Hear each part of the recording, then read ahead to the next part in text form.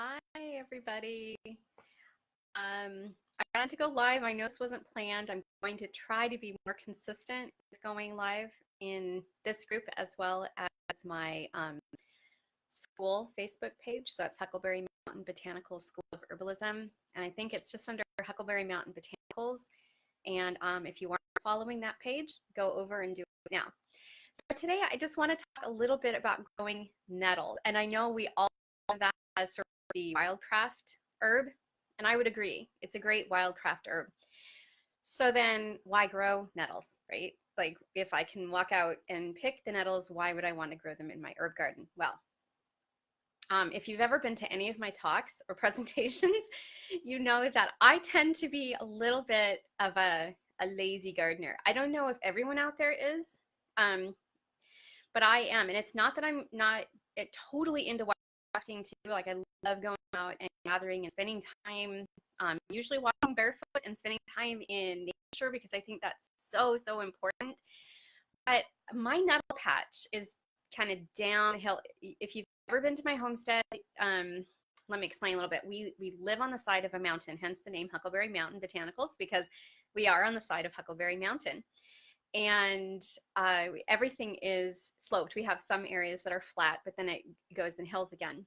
So my great, awesome, amazing nettle patch is down between two of our pastures, and it's not like it's totally inconvenient, but I really like to wear flip-flops, and my flip-flops, like when I'm going downhill, my toes like smash in, and when I'm coming uphill, I'm sliding everywhere. So it's just a little inconvenient. And honestly, during the growing season, nettles just explode, right? So they can go from being these little babies to now, being really tall and starting to get flower. So it's tough for me sometimes to get down there enough to, to gather everything at an adequate time. Hello, people. I can't see names. I don't know why I can't see names, but hello. And so does anybody wildcraft nettle? Do you wildcraft nettle? If you do, say yes. I'm not getting any brave people. So I do wildcraft nettle. So why grow it? Well, since it is kind of far for me, I like it to be close. The other thing is my medicinal garden is intended to teach and demonstrate, and I don't want to have to drag all of my students or the people that are coming for a tour down. Hi, Diana. Oh, thank you. Yes, I'm so glad to have another like herby sister out there who loves to go out and gather all the goodness out there. But when people come for tours, I want them to be able to identify. And of course, nettle, that's kind of easy to identify because if you get stung, it's nettle, right? But it's not always, you don't always want to rub your hand across it and go, yeah, that's nettle. Ouch, got my little stings. You want to be able to look at it. So what I decided to do is I went down to my big nettle patch. I dug up these happy nettles and I brought them up to my garden. Again, if you haven't heard me speak, you don't know anything about my garden. It's in a really unideal location. It used to be a parking lot. And so I had to dig down pretty far and we had to put soil in. It was dead soil. So we've been working on just adding organic matter and really cultivating the soil. So that's really been my primary concern the last couple of years. So my herbs aren't super big and healthy and robust, but they're getting there. So anyway, I brought it to an area so I'm taking it out of this moist, nitrogen rich, totally sunny spot, and I stuck it in a corner because you don't want anybody to be walking around your garden and then get stung, right? So I like picked this little corner that it would be out of the way and no children would be wandering over there and come inside complaining because we had a bed and breakfast going.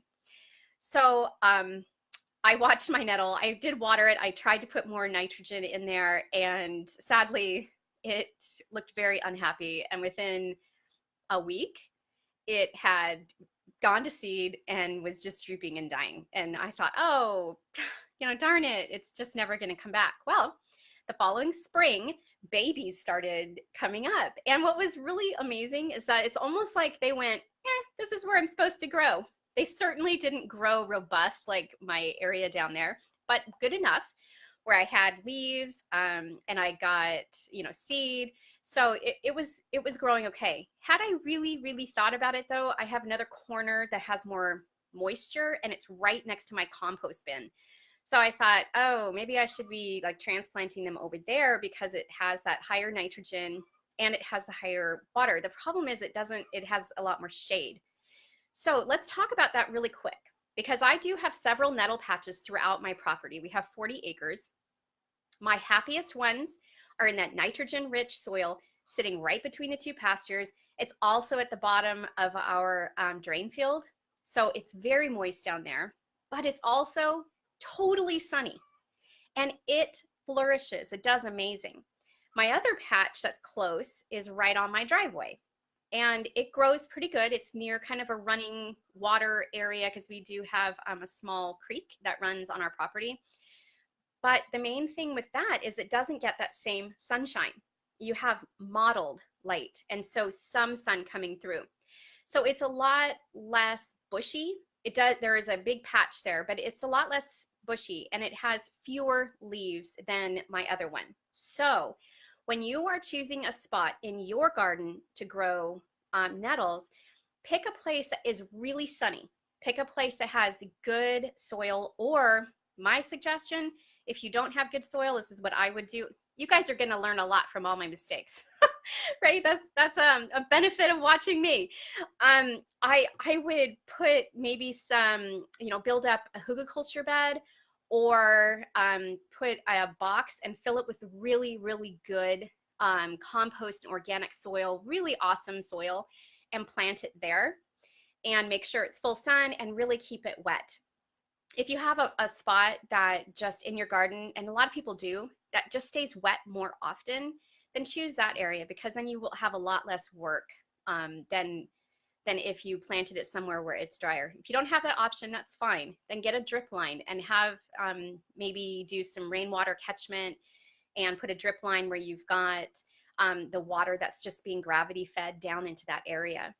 So, oh yes, definitely plant the nettle. The other thing is, how much easier is it to walk out to a garden that's right outside your door and do harvesting, rather than having to go out to all the ends of your property or go off your property to go find nettle, because some people just don't have that. They live on a small property, so they have to go out wildcrafting. So Diana, definitely, I highly suggest growing nettle, and just make sure it's a place that if you have kids, they're not going to be run down, or grandchildren, or you have guests or visitors and people are coming in complaining of getting nettle stings. There are ways to alleviate the sting with the nettle too. And of course, why would we even want nettle? Well, it's a great tonic. It's high in vitamin C and iron, which the vitamin C helps with the iron absorption. It helps build blood. It's a diuretic. So it's a wonderful spring tonic. I can't wait. I've got little babies out there and I know they're going to pop up. I every day I'm going out and looking like, okay, how are they today? How are they today? Because I don't want to miss the good stuff. Anyway, so if you aren't growing them, I highly suggest growing them again, moist, humus, like really high nitrogen soil, lots of sunshine, and you'll have the most awesome nettles ever. Nice. Did you do the stinging, like slapping yourself with it? I'm really curious because I've done that. I don't have like arthritis or anything, but I have done that before, and yeah, that stings. But it really can help bring down inflammation and pain. And what is that called? Urticaria? Or it's that slapping. Yes. And yeah, and did it help? Did you find that you found relief? Okay, so while I'm waiting for Diana to answer, I just want to say one thing. Doing that, slapping yourself to get the swelling down, isn't any worse than getting like a cortisone shot, which is the same kind of things that we go in and we suffer through without thought. So, just grab a friend and you guys can just whip each other. Be a fun afternoon. So yeah, I mean, I don't know. I've heard a lot of positive stories from people doing that. I have yet to meet somebody who's willing to let me try that. Like, like, let me just beat you with a nettle branch. But you know, apparently Diana's done it, so we have proof right here. So anyway, that was all I wanted to cover. And if you have any questions about it, let me know. If you haven't followed my free herbal content, I do have information and recipes and things like that that I add there all the time for all different types of things, from wildcrafting all the way to what you could grow. I try to do monographs, cultivating. I try to bring in some of the content from my full herbal program so that you can kind of get a feel for it. And I just add new things every once in a while, just whenever I feel like adding it. There's tons of recipes in there. So anyway, if you haven't done that, then go to, I'll put a link in here and you can follow that website and sign up for my free herbal content. So thanks for watching the video, and I will see you next time.